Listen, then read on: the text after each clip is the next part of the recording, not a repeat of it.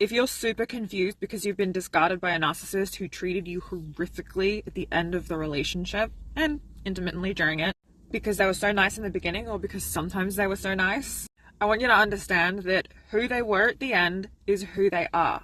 And there's a handy little saying for this.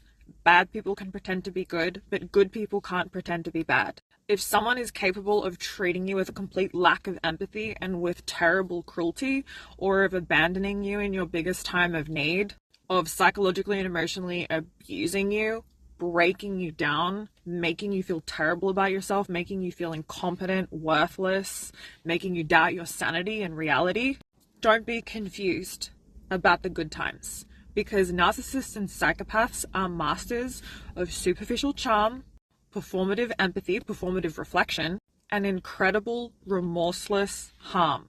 The second that you are no longer serving them in the way that they want or need. And a good person, a person who loves you, is not capable of abusing you and being horrifically cruel. A good person who loves you is moved by your pain, and when they see you distressed, has an urgency to comfort you, to reassure you. And it's easy for a pathological personality to fake empathy when it gets them somewhere, when it gets them what they want. But the reality of who they are is what happens when the mask comes off, when you challenge them, when you set a boundary, when you express a need or a feeling, when you require reciprocity, when you need something from them that isn't convenient for them. Someone who's actually a good person shows that consistently. They don't intermittently become a monster or horrifically cruel. And I know what you're going to say, but what about their childhood trauma and their difficult past? Here's the thing. Cruelty is a character trait. It is not a result of childhood trauma. Heaps of people, myself included, and likely yourself, have experienced childhood trauma, difficult times in life, without turning into a monster or using it as an excuse to harm others.